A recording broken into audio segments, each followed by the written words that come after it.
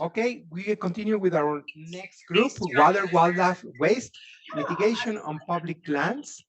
We have Aldrich, we have Jules Iovino, we have Mathew, Berna, and our friend, 1,800 acres. and, oh my God. All. Yeah. And Paul Rivera. Yeah, Paul Rivera. Welcome them, and the floor is yours.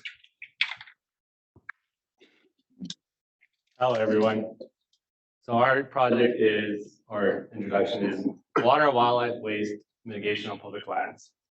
So my name is Paul Rivera. I am a Great Outdoors Colorado Fellow. I also work with Center for Public Lands.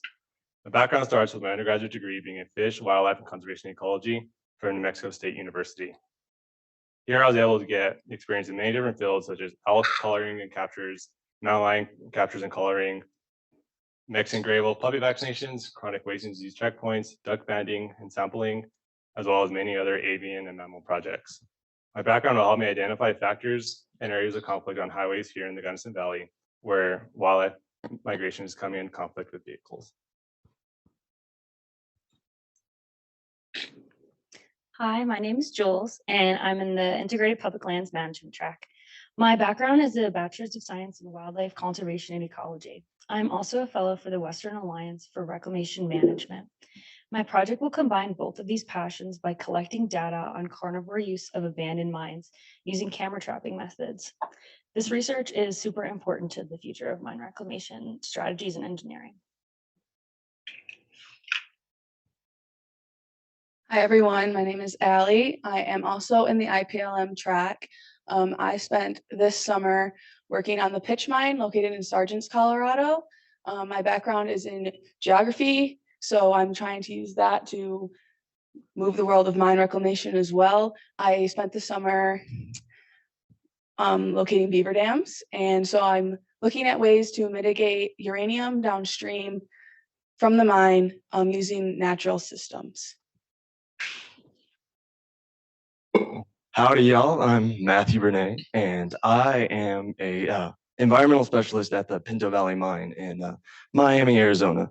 I'm also a warm fellow with Jules, and I am working on actually integrating management of environmental systems into the active mining systems. I also like to dip my toes into the closed mining systems as well. And where we actually all collide is we deal with public lands every day. With mining, it's all surrounded by public lands, and of course the wildlife on it that is actually thriving because of it.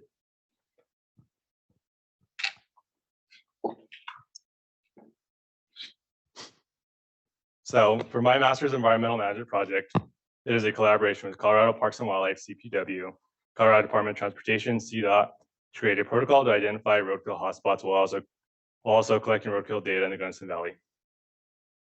CPW, CDOT, and Colorado State Police already have a survey that they currently use. The problem with this survey is that it is not user-friendly. It only works whenever you're in cell phone service and leaves many wildlife collisions, WVCs, not being accounted for. Residents CDOT will only remove animals that are touching pavement. Other animals, oftentimes roadkill, will not be touching pavement, therefore will not be accounted for. As we all know, Gunnison Valley has seen a major increase in vehicle travel, annual average daily travel, which is AADT.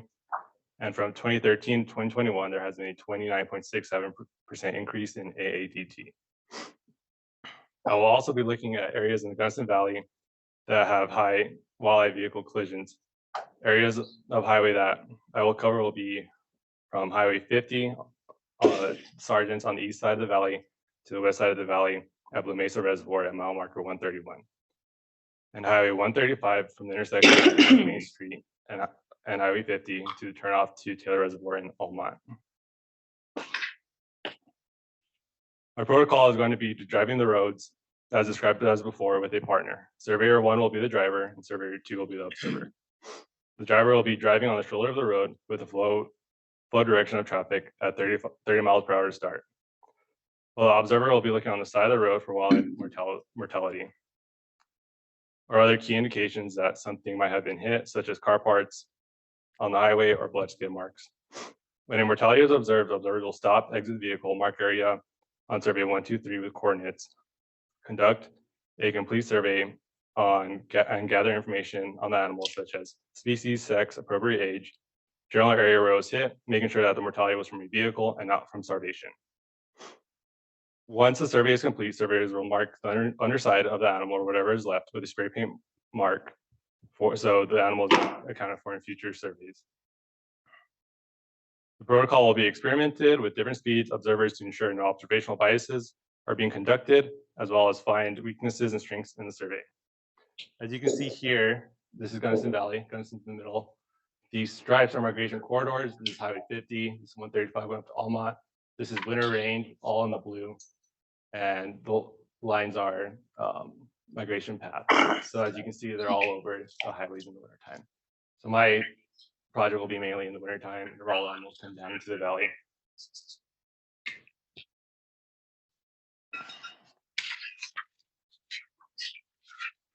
The main goal of this project is to identify wildlife vehicle collision hotspots, as well as deliver a protocol for future roadkill surveyors to follow.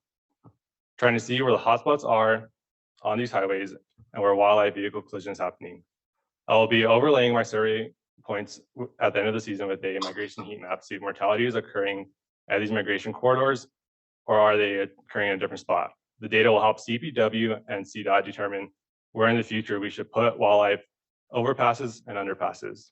And I'd like to give a special thanks to Kevin Blecka, the CPW terrestrial biologist, for aiding in the development of this project.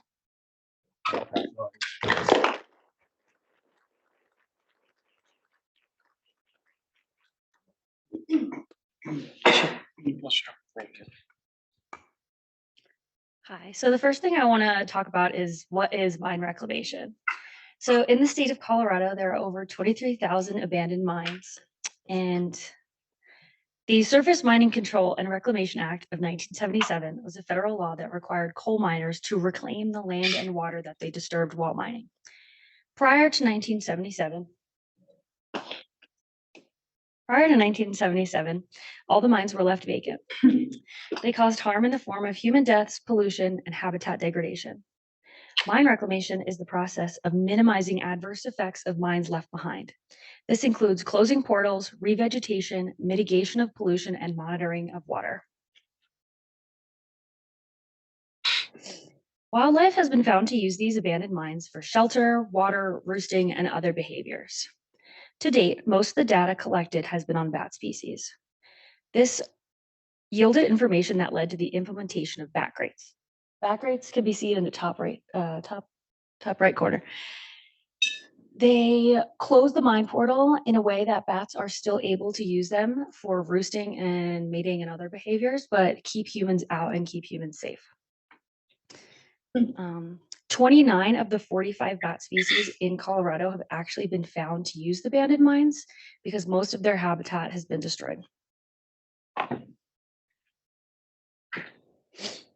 My project will collect data on carnivore use of mines using camera trapping at various sites. My project is partnered with the U.S. Forest Service. The goal is to obtain data that will be useful for future mine reclamation engineering and to identify carnivore visitation patterns during the fall season. The camera traps will be placed for approximately 30 days. Then I will be analyzing the photos using time-lapse software. In this data, I will be searching for patterns. For example, does visitation increase or decrease during the night? Once these connections are drawn, I plan to present them in the form of a scientific paper.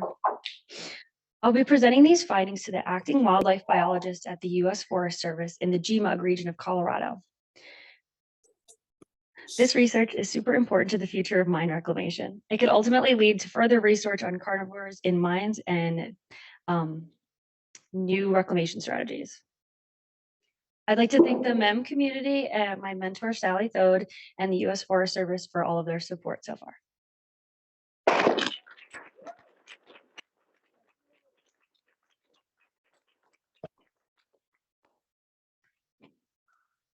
Okay, as I mentioned earlier, my project is on the pitch mine located in Sargents, Colorado. It's about 30 minutes east on US 50. And then the mine itself is about 30 more minutes up the hill east of Sargents at about 10,000 feet of elevation. So my project is for the most part done because come October, we might not even be able to get up there anymore. It is a closed mine. So they have been doing reclamation since 1984. They discovered uranium along the Chester Fault on Marshall Pass Road around 1955, and then in 1959, they began underground workings mining, and they did that until 1972. And then from 1979 to 1984, they did open pit mining, which you can see where they were mining in this image here. So uranium, there is still uranium on the mine. No, I will not go get it for you. So the Chester Fault is still producing uranium, which is causing water quality to continually stay below the water quality standards that they need to reach in Marshall Creek. So all the water on the mine leaves from the outfall SW33. It's all channeled there through a bunch of different channels that they concrete in, so that any water that is impacted does not leach into the ground, hopefully. There has been some complications on site this summer that they're working to fix. So from the outfall is Indian Creek, and that runs through the mine site for a little while before reaching Forest Service land. And then it converges with Marshall Creek, which then flows into the town of Sargents. And Sargents is very small. There's not that many people that live in Sargents, but it is important to make sure that they are getting water that is not going to cause them to be sick. So my project looks to solve how can we meet uranium water quality standards downstream. So to do this, I have 3 different parts of my project. The first part has to do with beavers. Beavers are the coolest animal in the world, in my opinion. And so I went through this summer and I walked all of Indian Creek, all of Marshall Creek, and I collected GPS coordinates on each beaver dam, which did cause some complications because there was a very high flow this summer and a lot of the beaver dams did blow out on Marshall Creek. So we're still trying to decide how we're going to tackle that. But so I'm going to put all of that information into maps.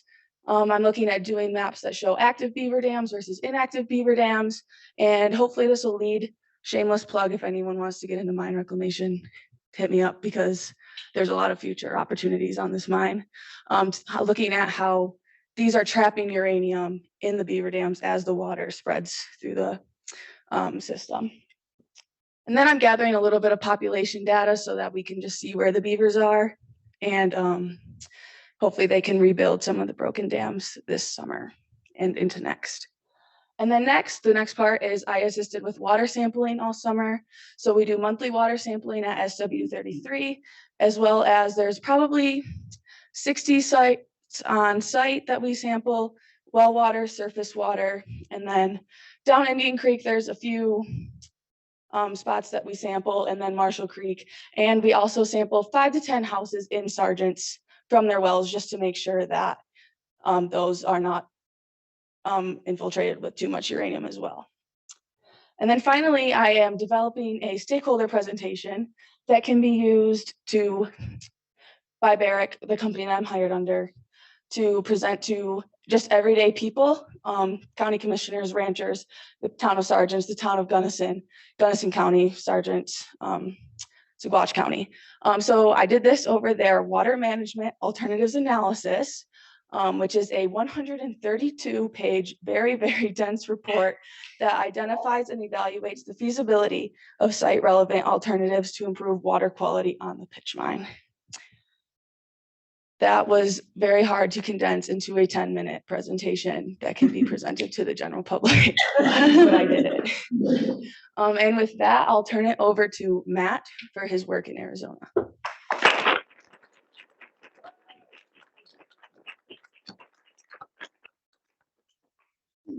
I would definitely take her up on that offer to work there. It's a beautiful place to work. All right, let's talk about active mine environmental management. In my daily work on the Pinto Valley mine, I find a lot of very, very iffy environmental issues. But way before I ever existed on the landscape, there was, of course, the underground mines that permeated the entire area around the Globe Miami stretch. And these, no one even thought about what the environmental impacts could be. And no one even thought that the environment really existed. But since then, we have actually decided that we're going to do things like hire environmental activists and put them in these places. And so back then, it started out as this underground mine that spewed a lot of different heavy metals into the water. It created acid mine drainage and everything like that. But since then, we've created this giant catchment service and everything like that actually holds everything together. So my job is to watch this and to actually create plans to benefit this. And so my job specifically deals with oil management, waste management, and water quality. And oil and waste on an active mine site are very tough things to deal with, because you're creating waste every single day, and you're also spilling oil out, just from small little leaks and things like that. We go ahead and self-report around 5 gallons. The EPA recommends 500 gallons. So very, very minute amounts of oil are always talked about, and we're always trying to make sure there's less and less of it being spilled out on the landscape. And where I come in is I'm creating spill prevention plans to actually negate the effects of this, because you've got all these large vehicles moving around the landscape, and they're always in the field working hard, and you're going to eventually have a leak. And it's a lot easier to deal with it before it soaks into the ground, rather than keeping it from soaking into the ground, rather than doing the cleanup that I have to do most of the time. I have to bring out a contractor, which wastes money on something that could be easily prevented.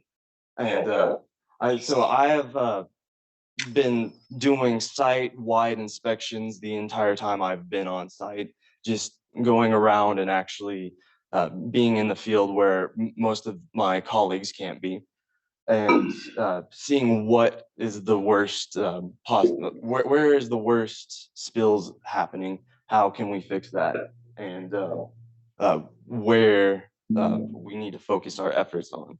And that's where these spill absorbent kits come in, these spill pools, things that you can easily bring with you on a large dozer, a large haul truck, a large fuel truck, that kind of thing. And then with the other side of my job, I deal mostly with waste management on this, which would be recycling, creating more recyclables, because every single person that goes out and works in the mill definitely drinks 2 monsters a day. You can tell that high energy these can be. But no one has actually created a recycling program on site. We have all the bins for it. It's just a matter of actually incentivizing and bringing people to the realization it's super easy to recycle. Just throw it in a bin that's beside the trash. And then the thing about it is the departments are more, of course, more interested in making money. They are only trying to do as much waste mitigation as needed. And that means that it's my job to get on their case about, hey, there's scrap metal right next to the scrap bin, and you could just throw it over into the scrap bin. But and it's just making sure that people have this new cultural attitude of we need to actually care for where we're working, because the culture's always been on the site, just let environmental do it, and environmental doesn't have reach for it. Environmental doesn't have the ability to do this. So it's my job to incentivize to create a plan that makes it easy for people to recycle. And I like the idea of kind of being a flexible person. I have a background in biology and more ecology than geology, which is an interesting career choice to be in mining. But I would very much like to create a movement tracker like what Jules is doing on our site to see what active mining is like with wildlife. And we have all these javelinas that like to just stand outside of our buildings, which they're very brave, seeing as there's 20-foot high haul trucks going 35 miles an hour at you. But I would like to do that, and also do tissue sampling to see if there is any effects of heavy metals on any bioaccumulation or anything like that. And recently just kicked around the idea of doing a PFAS audit of the mine. Of course, that's polyfluoral alkyl substances, things like Teflon tape and nonstick sprays. Anything that carries water more than likely has Teflon tape on it. The piping in your walls probably has Teflon tape. So you're always getting a small, minute amount of PFAS in your drinking water. So my thoughts are, how do we mitigate that? How do we exchange that Teflon tape out for something else that does not contain PFAS? And with that, I just want to leave. Active mining doesn't need to be just environmentally detrimental. We should be able to do concurrent restoration before the mining is closed. And with that, I would just say we can actually create a very environmentally friendly mining world.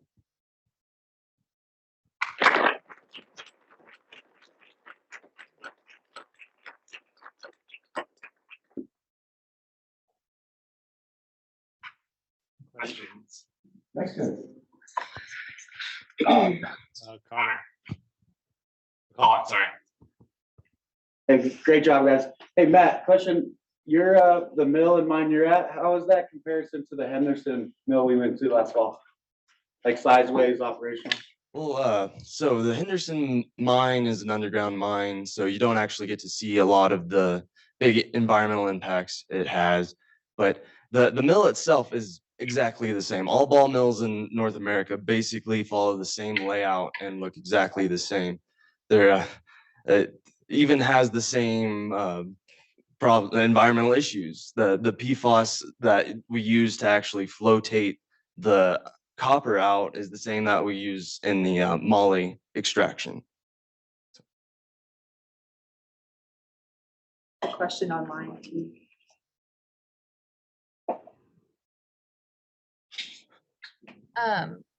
This is for, can you hear me?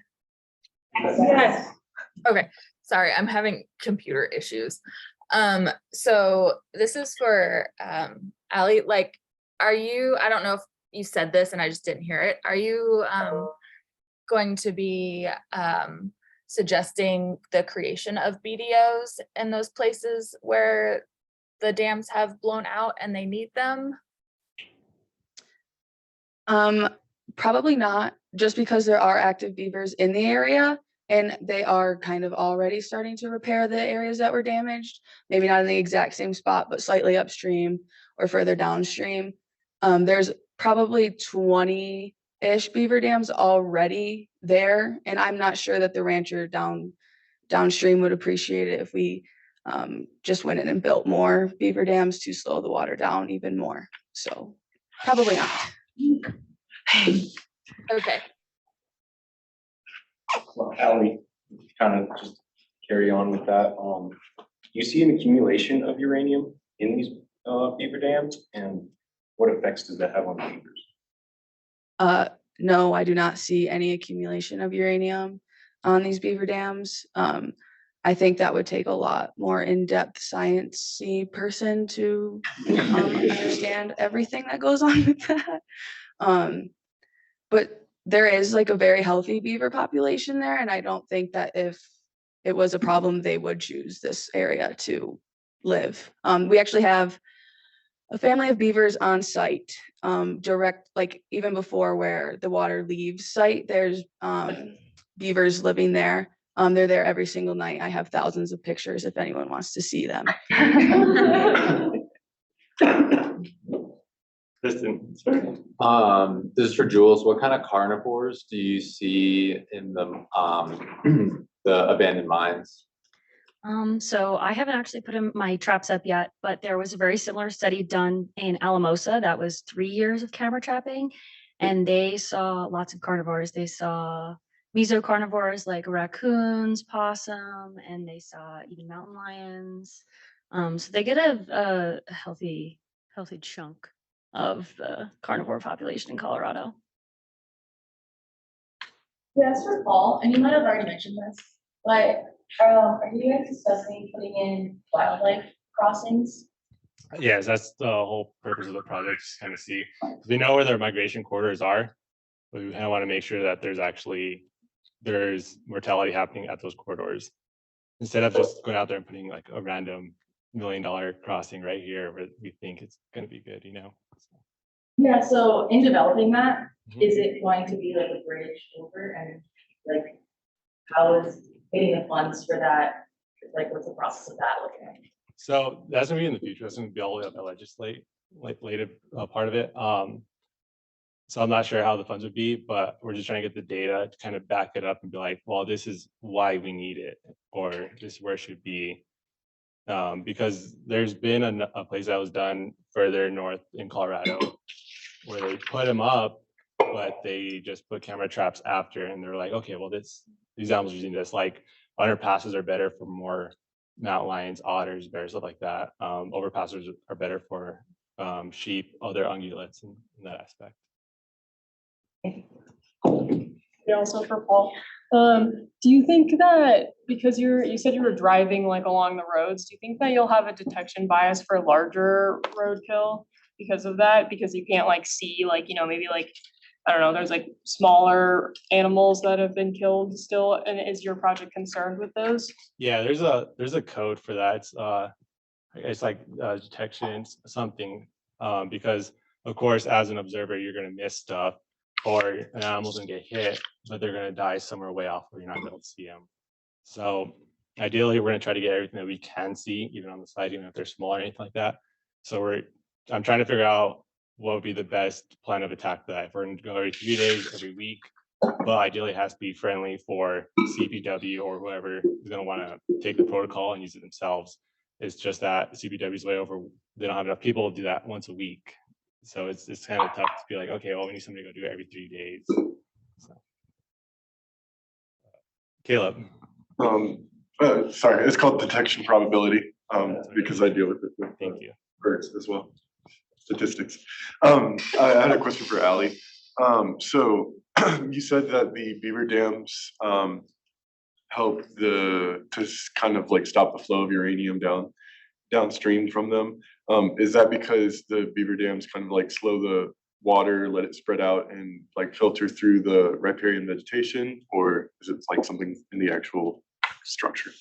Yes, exactly what you were talking about. It slows the water down, and so it allows it to enter the groundwater and it filters it through, hopefully also trapping uranium. I feel like I should also say at this point that there's not that much uranium being found. Like technically it's not meeting water quality standards at this moment in time, but it is down below what it was pre-mining water quality standards. And since there is still uranium on the mine, we're never gonna be able to meet these standards that the government has set. So we are working to try and get like standards made to be different so that it is attainable for us. Because unless we go in and get rid of all the uranium, which they have done feasibility on, is to go back in and do more mining of uranium up there, we're never gonna meet these standards. So basically the beavers are just like a way for them to say, look, like here's a natural system that's also helping. This is gonna be here forever. So there's nothing really else we can do to lower uranium in the water. Yeah, for Matt, you mentioned something like 5 gallons versus 500 gallons in relation to like an EPA like guideline of sorts. Could you expand on that? Yeah, so the EPA has set the upper limit of where you actually have to report to the government at 500 gallons.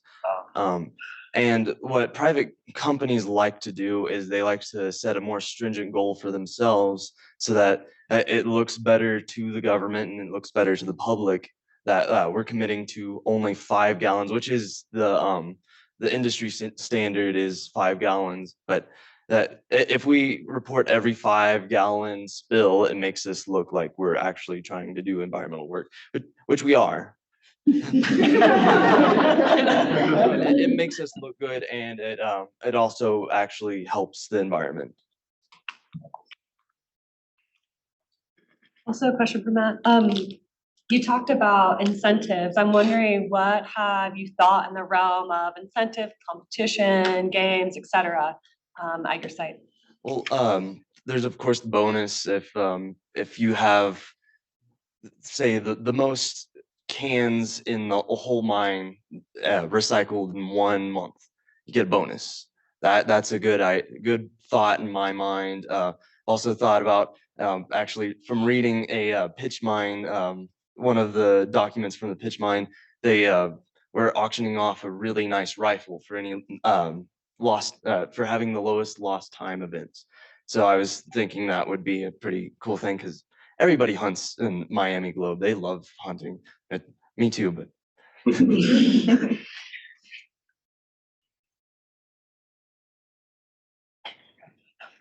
If there are no more questions, then